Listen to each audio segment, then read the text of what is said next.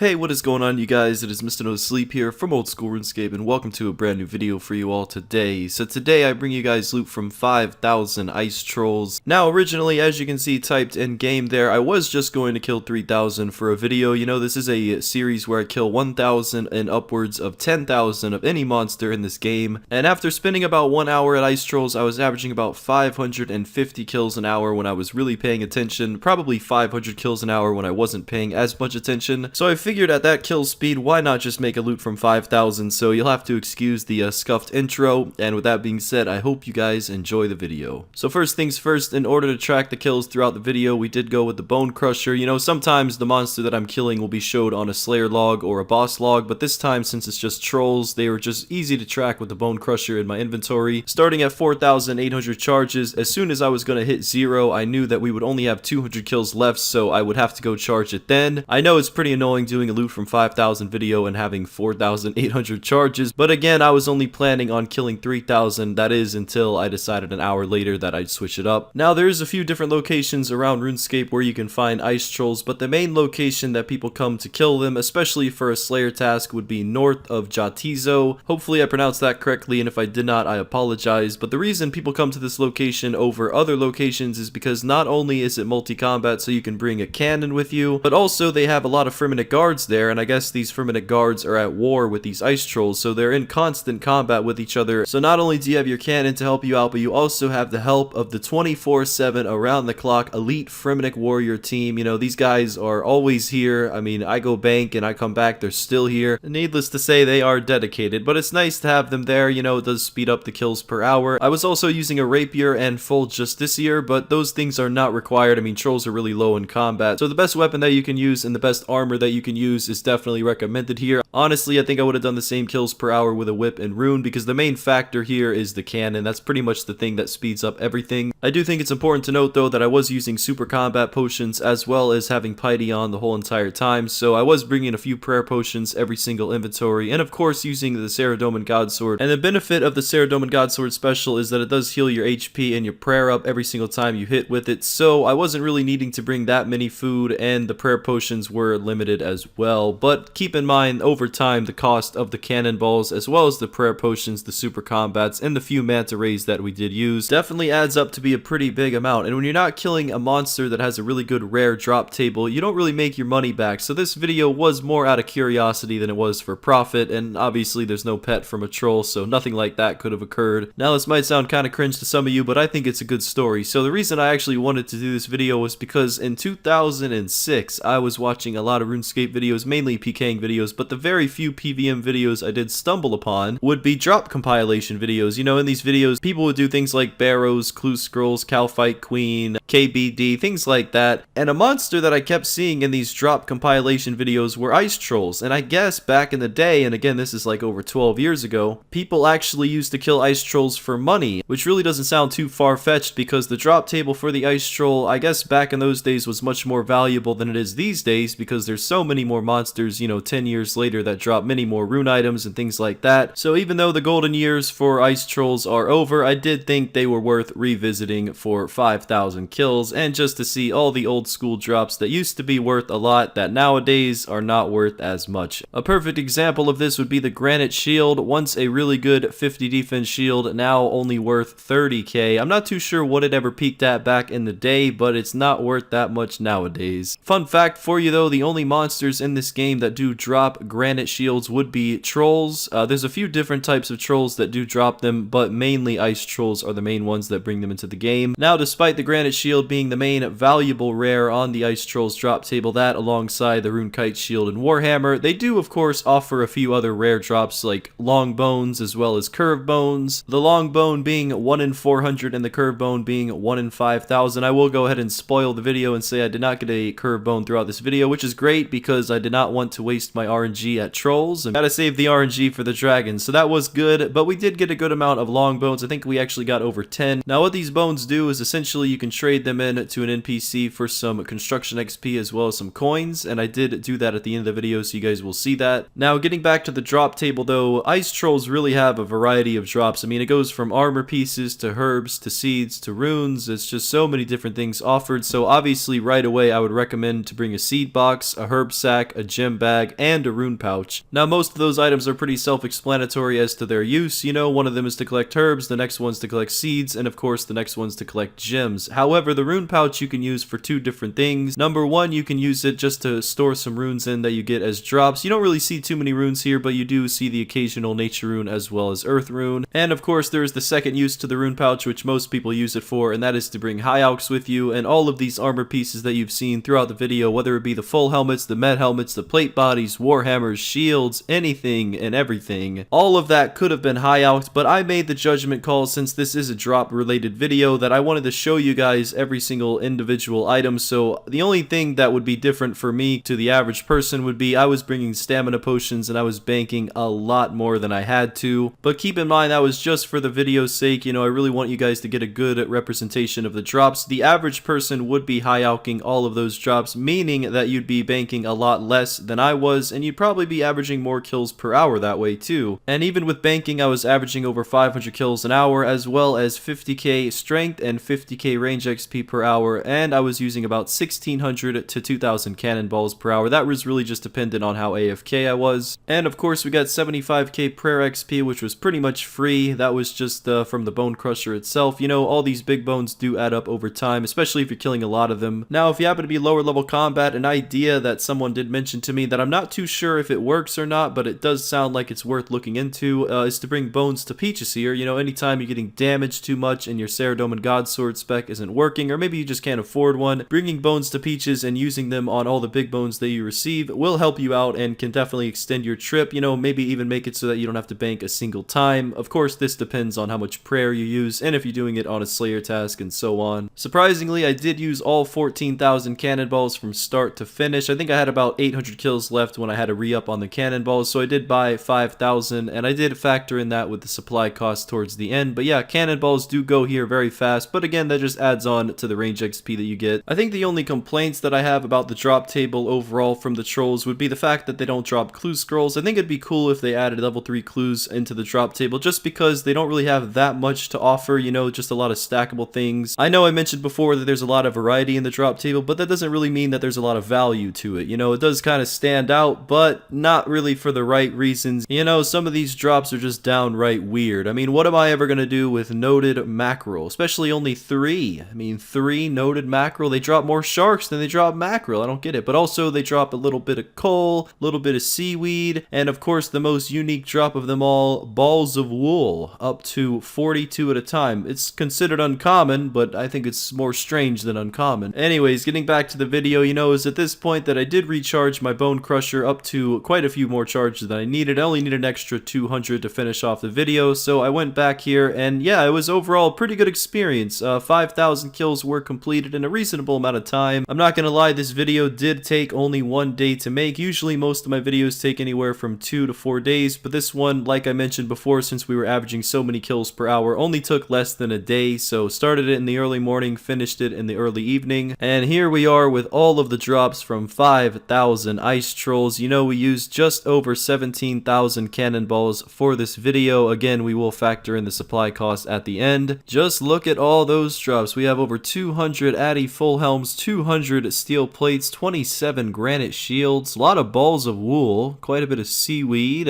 some insoled heads, a lot of raw sharks, everything coming out to be just about 5.6 mil. Not gonna lie, I kind of thought that that would be more, but nevertheless, I'm just happy that we got this completed. So there you guys go, 5.6 mil in the normal drops. Now, we haven't price checked everything else yet because there's just so many different drops from these ice trolls. So let's go ahead, go back into the bank, and now we are going to do our second price check. This includes everything else. Now, we do have, of course, the uniques, which we got 1 dragon spear and 1 shield left half. That was pretty cool to see, as well as all of the seeds and all of the herbs and the gems. So the second price check, the first one being 5.6, this one coming out to be 1.4 mil. So if we go ahead and add both price checks together, 5.6 mil plus 1.4 mil, the loot from 5,000 ice trolls in total comes out to be 1.7 mil. Now the supply cost comes out to be 5.4 mil, which means we profited just about 1.6 mil, and we got some construction XP as well. So that's going to be it for this one, guys. Thank you very much for watching. I really do appreciate your time, and I will see you in the next one.